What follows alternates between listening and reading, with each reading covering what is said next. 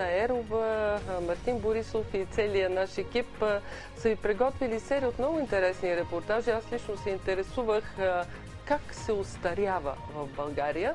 Сега Марина Ерова ще вкара тази тема с новини, както и цялата хроника от седмицата, така както тя я вижда от новинарското студио 1. Надявам се, вече се чуваме. Добър вечер, Марина. Добър вечер, Ваня.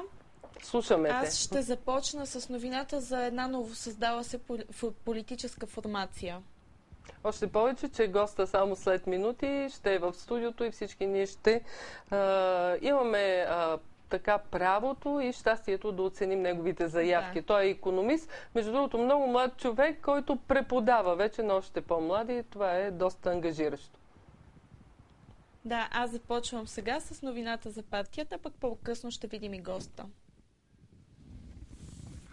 27-годишният икономист Радослав Пашов оглави инициативния комитет на партия Свободен народ.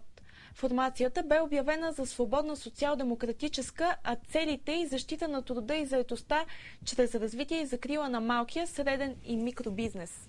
Изказахте идеята за учредяването на едно правителство в сянка. Точно така. Оттам нататък как смятате да функционира той? Ще има ли икономика в сянка, парламент в сянка и така? Значи, ние обявихме това правителство в сянка, за да просто да не пускаме едни празни думи в пространството. Това правителство в сянка, да, точно ще започне още от утре, включително да започне да изгражда структури, които да бъдат готови за реалното управление. Да, ние ще разгърнем максимално всякаква идеология, включително и структурите, която да ни позволи да развиваме активна дейност на база това правителство в сянка. Това е начинът в момента.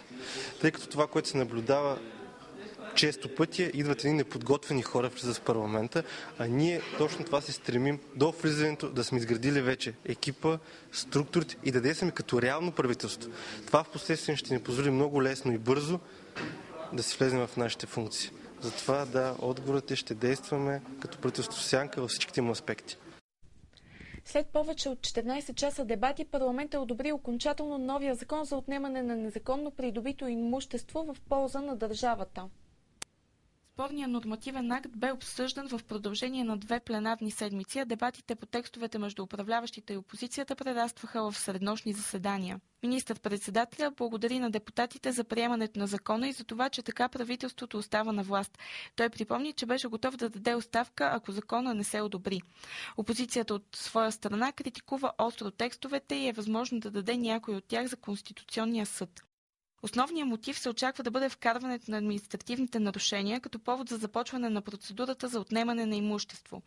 Парламентът одобри още текст от закона, според който месец ще бъде срока, в който лице с наложен запор върху имуществото ще може да представя доказателства за своята невинност пред Комисията за отнемане на незаконно придобито имущество. Възможността лицето да се защити пред комисията ще започва от момента на налагане на обезпечителни мерки, т.е. от запора на неговите имоти.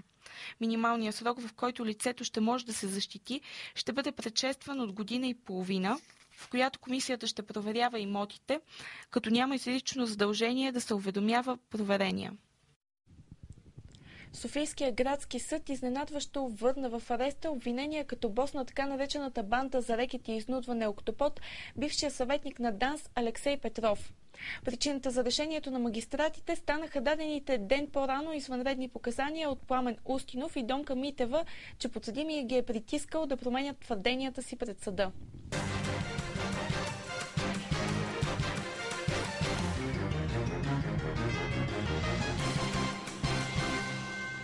Изготвя се пълен списък на всички министерства, държавни ведомства и агенции. 7 агенции ще бъдат изместени от столицата през следващите няколко месеца.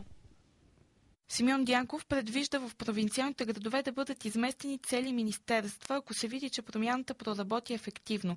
Тази реформа е само част от предвидените промени по отношение на администрацията от вице-премиера и министър на финансите Симеон Дянков. Заместник-министъра на туризма ще бъде преместен в града под тепетата, данъчните в Велико Търново, а митниците в Русе. Агенцията по рибарство и аквакултури ще бъде изнесена във Варна, а тази по виното в Плевен. В Бургас пък ще бъде изнесена Агенцията по морска администрация и тази по пристанищата. Очаква се по време на посещението на премиера Бойко Борисов в Пловдив да се оповести кои други администрации ще сменят местонахождението си. За предвижданите промени Дянков изтъкна 3 предимства. Това, че хората в провинцията също ще могат да си намерят работа в администрацията, ще се облегчи трафика на столицата и ще се редуцират пътуванията на хората от бизнеса до съответните агенции. Депутатите отхвърлиха на първо четене 2 законопроекта за опозицията на български език. Първият законопроект е внесен от професор Любен Корнезов от Левицата, а вторият е внесен от депутатите от Атака, Огнян Стоичков и професор Станислав Станилов. Двата проекта влязоха в дневния ред на парламента, защото по традиция в първата сряда от месеца реда се определя от опозицията. Така поредните опити за опазването на български език да бъде законово защитен от разни посегателства се озоваха в пленарната зала. Проектите предвиждат норми срещу използването на чуждици. И както при подобни опити в предишни народни събрания и днес в залата стана известно, че и сегашните проекти са олицетворение на недобро знаене на българския правопис и пунктуация от страна на авторите им. Заместник-председателя на ДПС Лютви Местан, който е филолог по образование, видя над 30 граматически и пунктуационни грешки в двата законопроекта. Той посочи това по време на дискусията в пленарната зала по проектите. В червено съм отбелязал грешките в двата законопроекта, граматически и правописни. Ако тези законопроекти бъдат приети, то вносителите трябва първи да бъдат санкционирани за неспазване на правописните правила, посочи Местан. Местан посочи, че първо трябва да се задължат народните представители да говорят на правилен български език. Той отбеляза, че днес при представянето на докладите на комисиите за проектите е прозвучала думата училища с ударение на последната сричка и наука с ударение върху първата. Той предупреди, че от днес нататък ще посочва езиковите грешки, които допускат не само вносителите, но и депутатите, подкрепили и двата закона. Ваня, много политически партии се разформироват, създават се нови, но има един човек, който винаги остава в държавата. Знаеш ли кой е той? Не, сега ме затрудни. В момента действаш? Да, той винаги остава в държавата и дори според фолк-певицата Цеца той ще стане и президент в най-скоро време. Не, ти ме накара да мисля по-вечно. Ти говориш все пак за мандати и политици. Добре, да, ето една новинка наистина. Бойко Борисов ще е президент, каза фолк-певицата. Минаваме сега към сериозните работи. Едно ново лице. Така става. Аз имам привилегията да съм улеснена не само от главни редактори, от колеги журналисти в обзора на седмицата, но всеки път по един председател на нова партия. Младите от Горд казаха, че ще са движение. Добре дошъл. Радослав Пашов след днешната пресконференция, уважаеми зрители, е в студиото. Той оглавява нова социал-демократическа партия Свободен народ. Изключително чист символ, независимо как е бил така в тази чиста премяна са влизали какви ли не мераци, опити за инженерстване, както и жестоки примери за насилие и репресии срещу социал-демокрацията пък при комунизма. Как дръзнахте? Защо дръзнахте? Кои сте вие? Ние дръзнахме, защото точно е време да възстановим този чистия символ. Това е социал-демокрация. Наистина, вие, както казахте в анонса, това е нещо изключително чисто и е време да се спре с това политическо инженерстване и да се възродят основните принципи и идеали на социал-демократизма.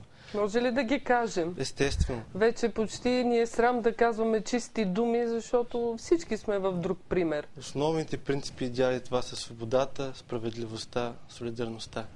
На това се оповава социалната демокрация. За съжаление, точно тези 3 идеала в момента са тотално потъпкани. Нали, ние дълго може да си говорим за... много силни думи. Тотално но то е така, да. А кога не бяха тотално потъпкани? Моля? Кога не бяха тотално потъпкани? Това е, един момент социал-демокрацията, че те винаги, или има опити да се потъпкват. Затова ние искаме и е крайно време все пак да ги изведем напред, да ги поставим ясно и пред хората и да почнем да ги защитаваме. И на политическата сцена. Да, това и да печелите гласове, да дават за вас гласа си и евентуално да станете партньори на? Партньори на никого. Ние сме сами. Това е нашия фокус. Ние за това сме създадени, за да ги изведем тези принципи и да ги отстояваме сами. Въпросът ми може би крие контекст за коалиция. Естествено. Не. И то след изборна, Ние защото явно всички... ГЕРБ ще прави след изборна, БСП ще си оглежда след изборна. Между другото, тя винаги е, как да кажа, у нас социал-демократическите партии често са се създавали не на принципа на раждане, а на пъпкуване в лявото. Не и в тежки моменти лявото, за БСП. И в дясното, както в момента се наблюдава. Трябва тежка задача имате, да спечелите доверие на различност. Но това е начинът. И в противен, когато за момента не се коалираме, изобщо да не мислим за това нещо, да бъдем с някого. Ние искаме да сме себе си. То искаме да въплатим идеологията на социал-демокрацията такава каквато е. Сами. Естествено, уважаваме всички в политическия спектър. Но за момента това не е начинът. Сега, аз имам много въпроси около канавата и как в тази дреха на социал-демокрацията влизате с новите амбиции, но нека да кажем на зрителите, че кой е при вас? Теодор Дечев, една фигура, която се познава и като заместник на Министерството за труда и социална политика по времето на Костов, заместник министър. И човек с много богата биография, ако погледна тук, ето той беше, мисля, че от 93-та до 97-ма главен редактор на вестник Свободен народ. След това 98-2001 заместник министър, както споменах. 2003-2005 икономическия социален съвет на Република България. Този човек оглавява съвета за стопанска инициатива и януари, когато излезахте на дневен ред, той се отдръпна. Всичко това не ви прави абсолютно нови. Да, естествено, има приемственост. И вие споменахте господин Теодор Дечев. Точно той е човека, който се е борил за тези идеали.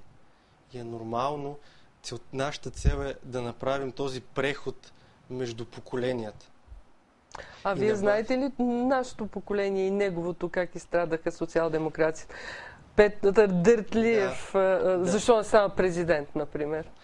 Аз няма да ви изпитвам сега, макар че съм синьо тук като учителка. Не е ясно за тези политически интриги, които се получиха в този период и защо реално не стана президент, тази борба между СДС и БСП. А държавна сигурност как инженерстваше в социал-демокрация? Да, това са точно неща, които са били в миналото. Социал-демокрацията, е била жертва на всякакви такива политически инженерствания, намеси, тушения в ляво, в дясно.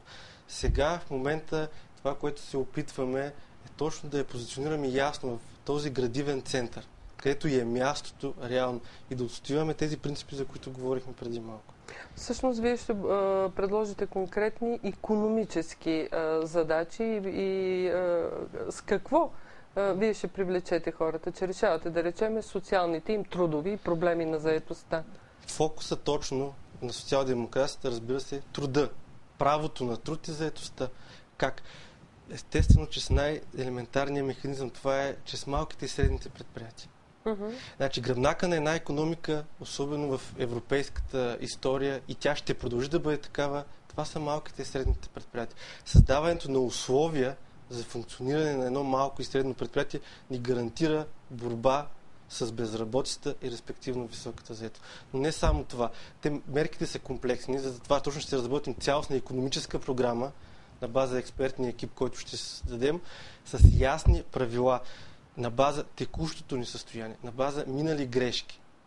Господин Пашов, трябва много силни заявки, конкретни да се правят. Знам, че силата ви са финанси и лихви и преподавате на млади хора. Конкретни мерки как да се справим с положението. Да си запазиме това поле за след малко. Теодор Дечев, защо ни е нужна нова социал-демократическа партия и защо сме така несолидарни? Отказ от днешната пресконференция.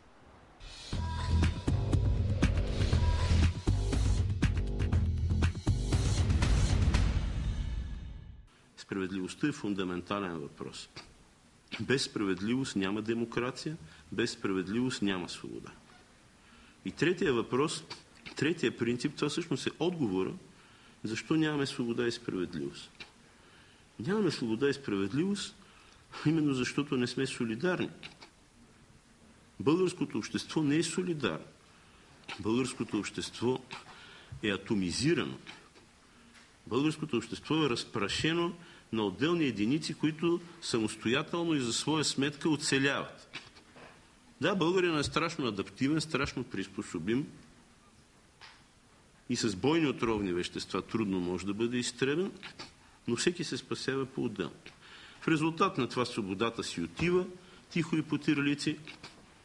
В резултат на това изборите се превръщат в състезание между купуване на гласове и крадене на гласове. В резултат на това мизерията настъпва на широк фронт. Ние живеем в абсурдна ситуация, в която вече разни нови пророци почват да отричат всички форми на обществена солидарност. Солидарното социално осигуряване, солидарното здравеопазване. Всичко това вече се подлага на съмнение. Ако някой реши да се изкаже в негова защита, той вече бива обявяван за антилиберал, ретроград, недоучил икономист или каквото друго да е. Принципите за свобода, справедливост и солидарност са фундаменталните принципи на нашата социална и демократическа партия Свободен народ. И нашата програма не случайно се нарича за свободен труд на свободни хора в свободна страна.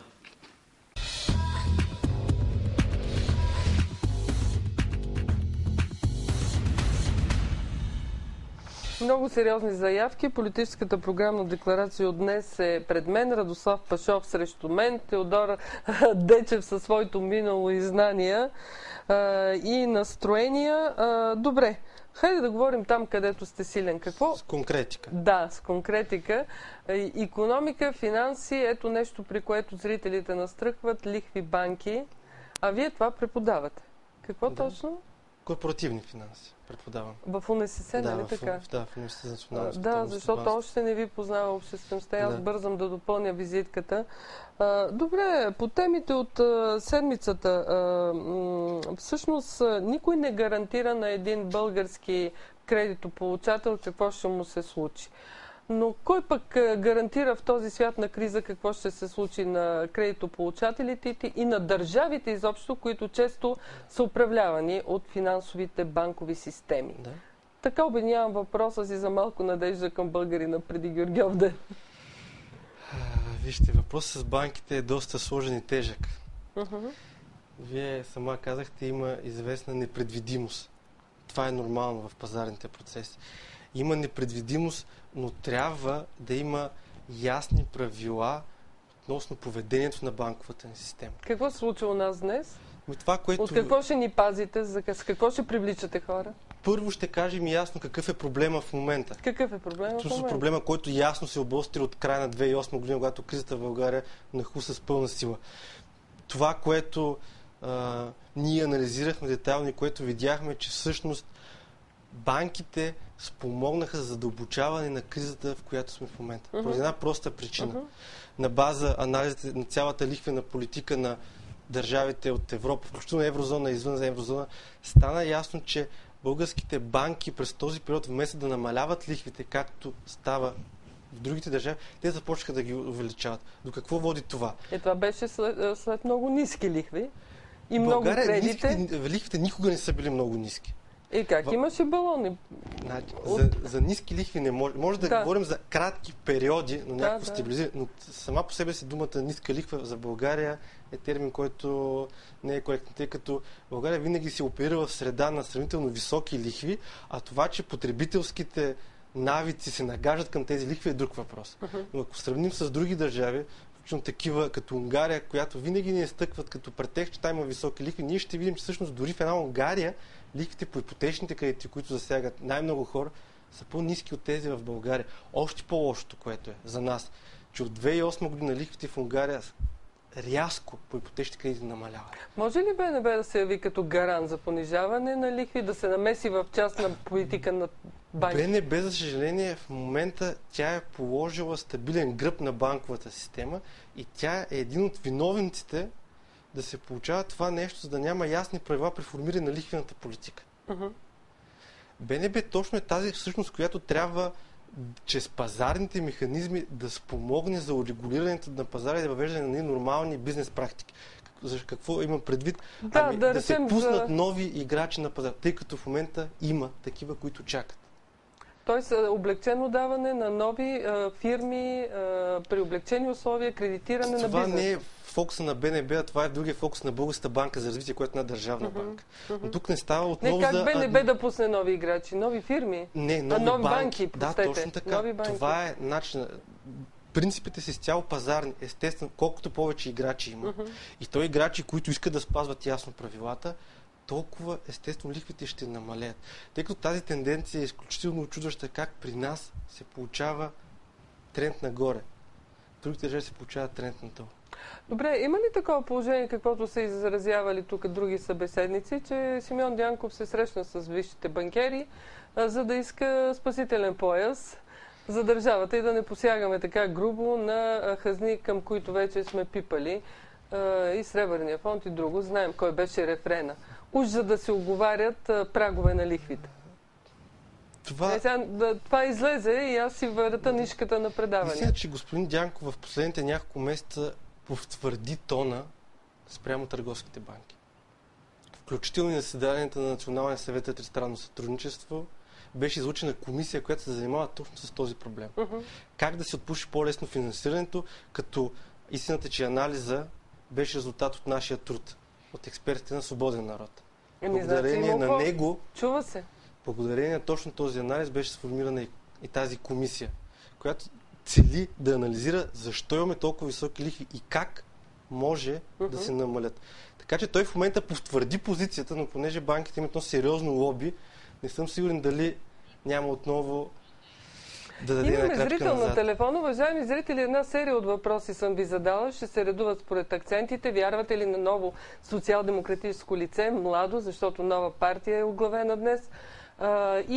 Каква икономическа политика би отключила по-нормални, хайде да не кажем, високи доходи за българина? Добър вечер! Добър вечер. Значи, има такъв афоризъм, че в България напоследък има много нови освободители, пък няма свободни хора. Чудесно. Там за банките става въпрос. То няма сигурност в държавата, изобщо за какви банки говорим. Плюс това напоследък чуждестранните инвеститори ги правят и плащат данъци, да кажем, ако е канадски инвеститор в Канада. Това новите капиталисти, те не са новите. Те в последно време ги измислиха и затова няма напоследък много чуждестранни инвеститори напред-назад да се мотат.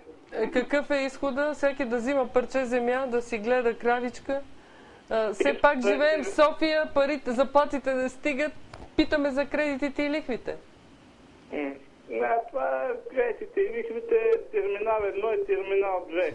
Имаше едни такива работи на време. Едно време имаше канал 1 и канал 2. Направете своя избор. Има терминал 1 и терминал 2. Благодаря. Имате ли въпрос към новото политическо лице, освен че е икономист?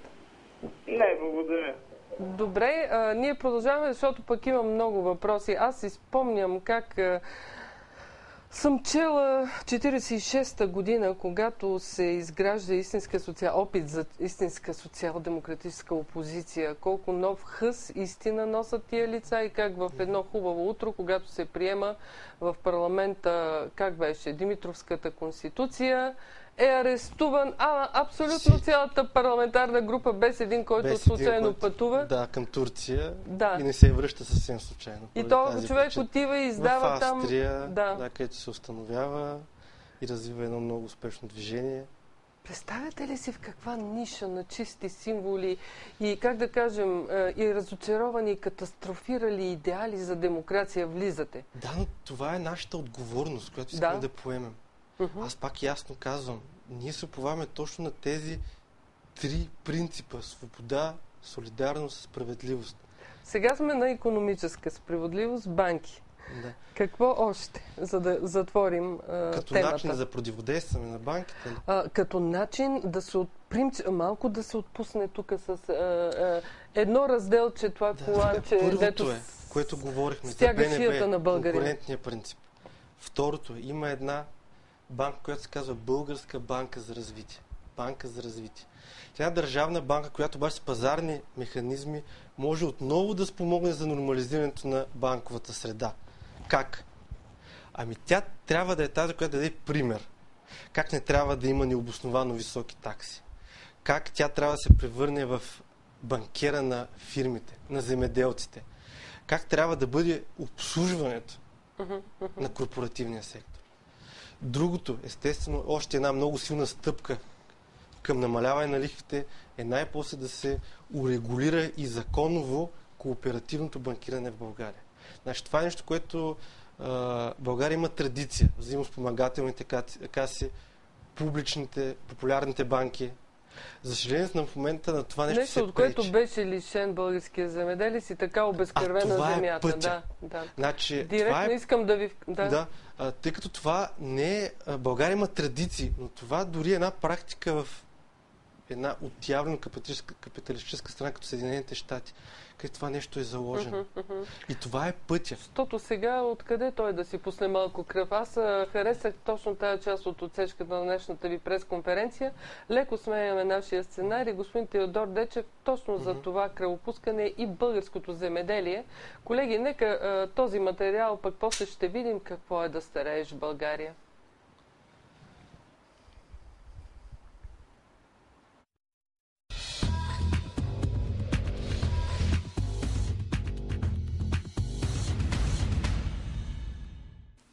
Връзката между борбата с бедността и селското стопанство. Не може да има борба с бедността в една страна, в която семействата отделят почти всички свои средства за храна. България е абсолютен рекордьор в Европа по размер на дела от бюджетите на домакинствата, харчен за храни. България е страна, в която храните са скъпи. И в относителен, и в абсолютен план. Има държави в Европа с много по-висок жизнен стандарт, където храните са много по-евтини. Постигането на понижаване на цените на храните, без да въвеждаме купонна система и без да изпращаме заповеди по гарнизона, както може би постъпил сегашния министър-председател, минава през възраждане на българското селско стопанство. И това е един въпрос, който беше разискван в детайли. Разискван и в сферата на необходимостта да се завърнем на традиционни пазари. Разискван и в областта на това, че в момента се режат съоръженията на напоителни системи за скрап, а не е възможно да има каквото и да е интензивно земеделие без национална система напоителна.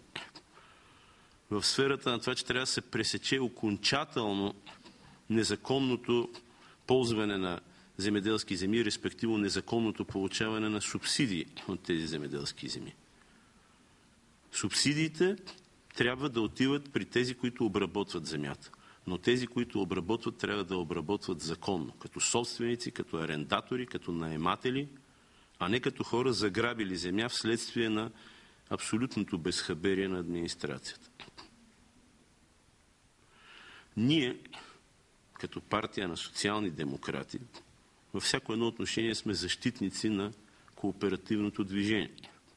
Но в селското стопанство, според нас, трябва по всякакъв начин да бъдат насърчавани не производствените кооперации, а снабдителните кооперации и пласментните кооперации. Българската традиция в производствените кооперации, за съжаление, е доста свързана с явлението кражба. Но неминуемо селскостопанската продукция ще поевтине, ако селскостопанските производители имат свои собствени снабдителни предприятия.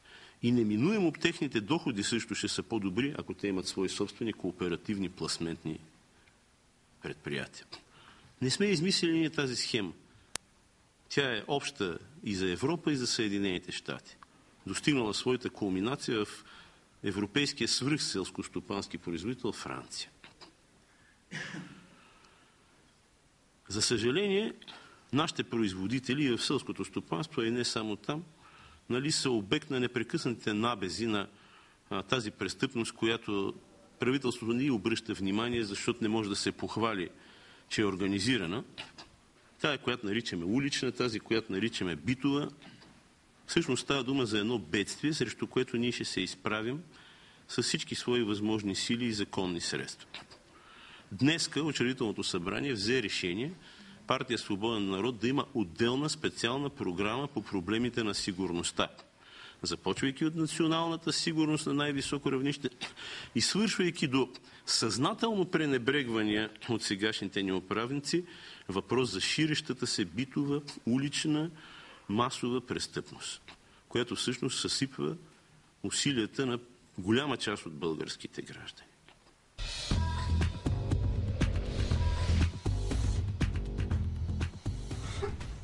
Един обзор, цяла програма, паралелно обобщайки темите от седмицата. Трудна задача имаме, уважаеми зрители, с Радослав Пашов. Сигурно чухте, една партия прави заявка, за да ни подобри икономическото ДРЗД, директно за разлика от младите от ГОРД, да речеме, влиза на политическата сцена и иска да печели гласове и вие питайте как? Как наистина да живеем по-добре и защо пък да им вярваме, питам аз. Добре де, ето сега от темите от седмицата, ще облегчи ли нещо положението? Ще отключи ли така малко повече, как да кажем, сладък живот, перифраза на един италиански филм за българина, това преместване на сериозна част от администрацията? Нека цитирам за тези, които не знаят. Господин Борисов и главно финансовия министър анонсираха, че въпрос на седмици е туризма от Министерство на икономиката да отиде в НАП, агенция Митници, агенция по рибарство от министерствата също да се измести, агенцията по лозята и виното към Министерство на земеделието също. Те къде отиваха? В Пловдив ли? Не, в туризма е в Пловдив. А къде отиваха агенция по лозята и виното? 150 човека администрация. Не съм сигурен. Не можем да им хванем края.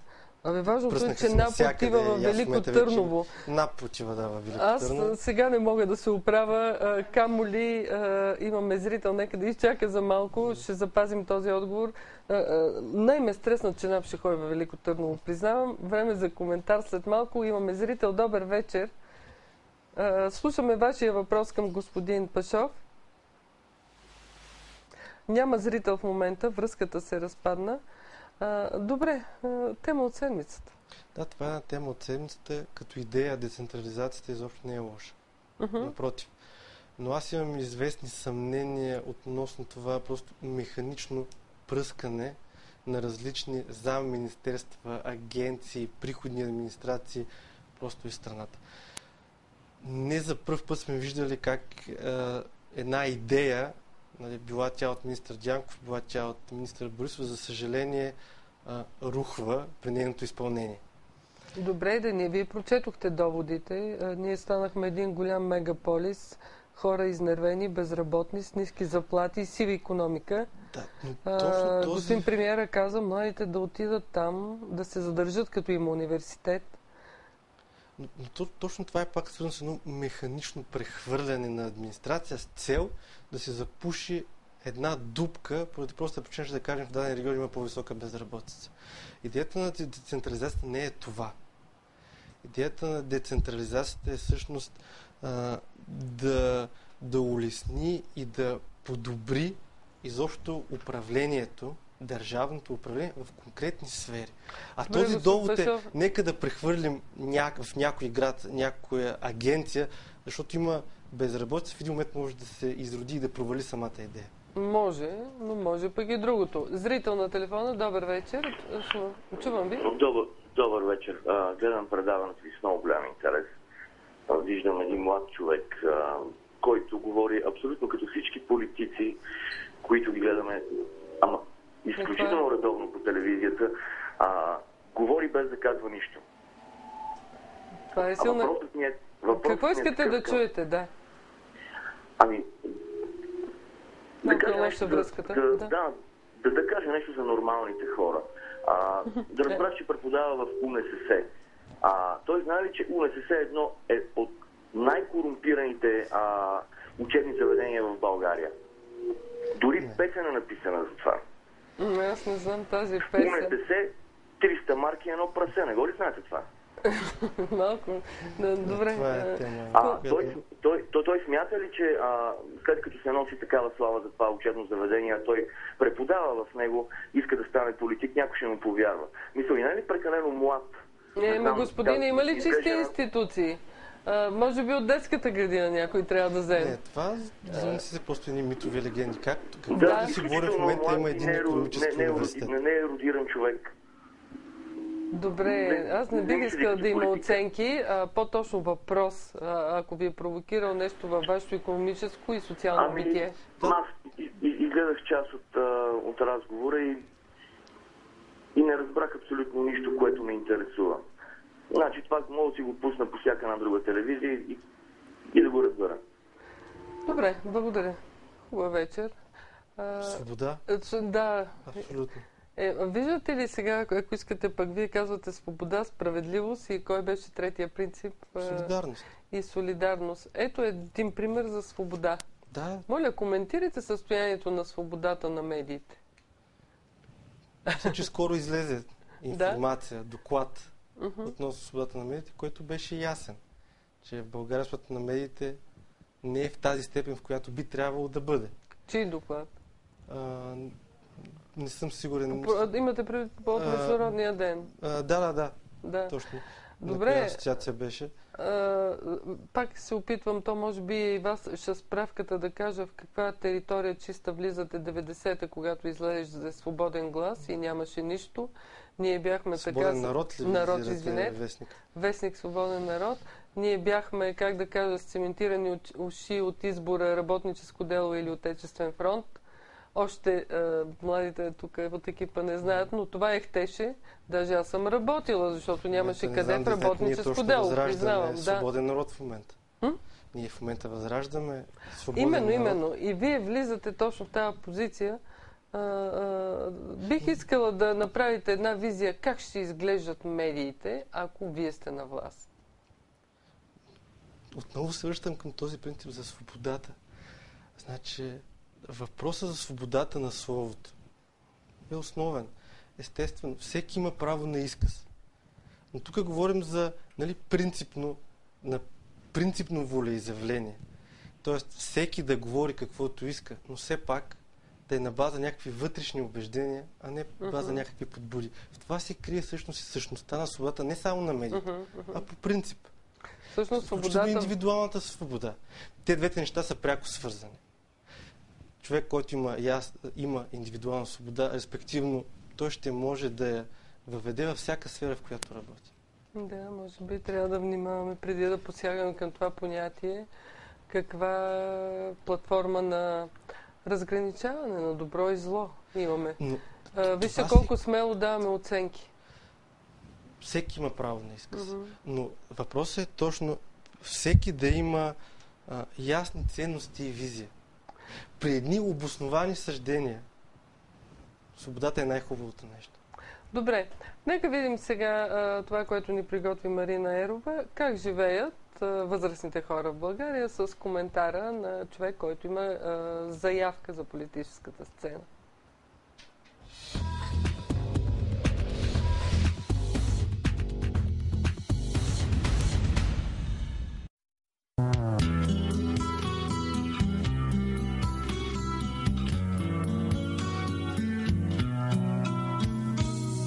Младостта си отива и е ясно това, не от белите жички по моята глава, не от ситната мрежа край моите очи. Младостта си отива, той по всичко личи. Кажете ми, какво е да сте възрастен човек в България? Нещастие. Това мръсник Иван Костов, заради него не мога да взема пенсия. И заради това Бойко Борисов, следващия мръсник. Дето го наприха на 65 години, съм още работя. Искам Тодор Живков да се върне на власт. Как живее един пенсионер в България? Не живее, а се мъчи. Защо? Еми с по 200 лева, даже по 100 лева пенсии, как да живеят?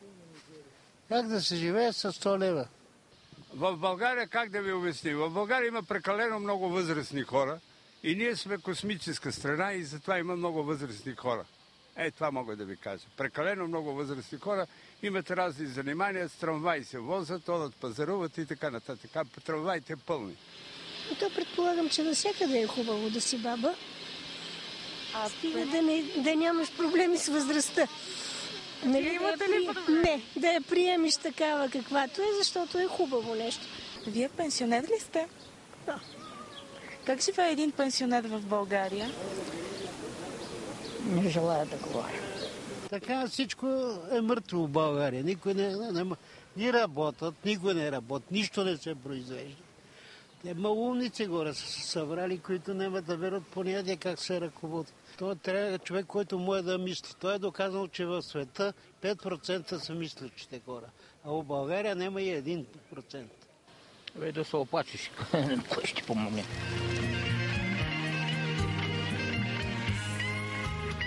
Кой да ми помага? Няма, аз съм сам. Той помага.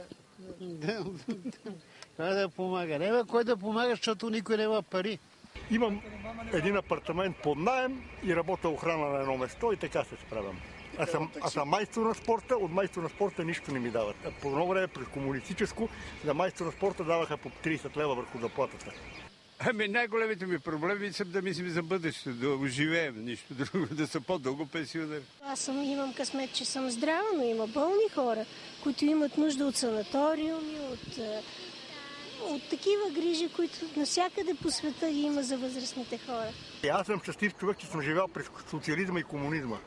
Какво беше по-различно тогава? Кой повече ли? За всеки човек имаше работа, всеки човек ходеше на почивка на морето и на зимно време на планина, а сега да отидеш на море, за един ден ти искат 50 лева, най-малко.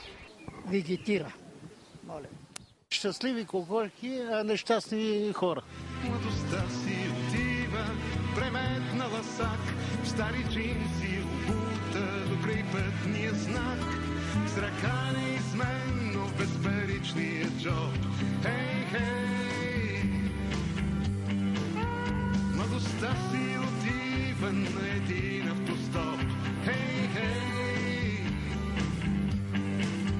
Младостта си отива, ето хлопва врата пред разумния довод за всички неща, за всички неща, за всички неща. Младостта си отива, ах как помня това. Обещайте нещо на старите хора. Младите социал-демократи за старите хора. Много ми е тъжен. Ще използвам този рефрен. Точно този рефрен в изказването на предходния зрител. Да кажа, че защо аз може да говоря, нали, като политик, но какво ме отличава? Че аз все още имам срам и имам чувство на срам, когато нещо не е добро, не е коректно, когато тези хора, които също са градили много, вие имате чувство за срам. А сега... И ще продължа да... А сега управляващите казвате няма чувство за срам. Няма чувство за срам. Аз това чувство имам включително към моите баби и дядовци. Аз съм длъжен да имам първо това чувство. Изобщо да тръгна да правя каквото и да било в бъдеще. Вие сте на 28 години. 27. 27 години, точно колкото моята дъщеря сте. Кога, имате ли поглед? Вие поколебахте ли се, когато ви предложиха да вземете този пост? Не съм се поколебал. Защото аз вярвам. Аз просто така се интересувам у нас. Аз вярвам, че ние, които сме по-млади, ние трябва да останем тук. Нали, това е, че ако тръгнем всички да бягаме, какво да правим? Да. Затова не се поколебах, тъй като аз реших останете тук, но не правете партия. Какъв отговор сочи? Да останем тук, да не правим партия. Добре, може да не правим партия, но ние, всички, които сме млади, трябва да имаме глас. Трябва да имаме ясни позиции, трябва да си устояваме нашите принципи. Това е, просто един естествен преход. Има ли заявка от млади хора за това? Да, има. Ще има.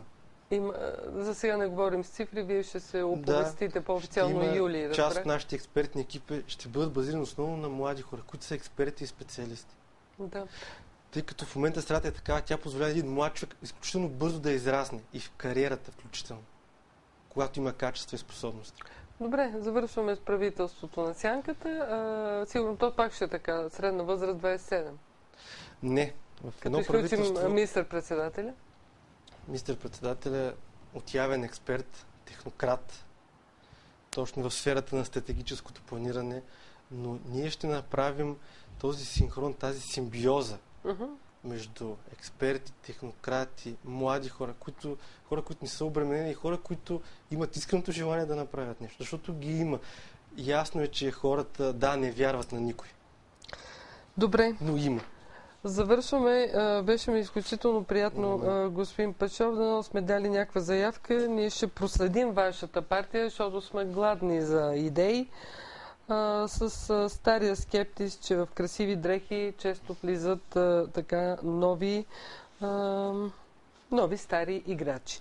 Най-простичко да го кажа.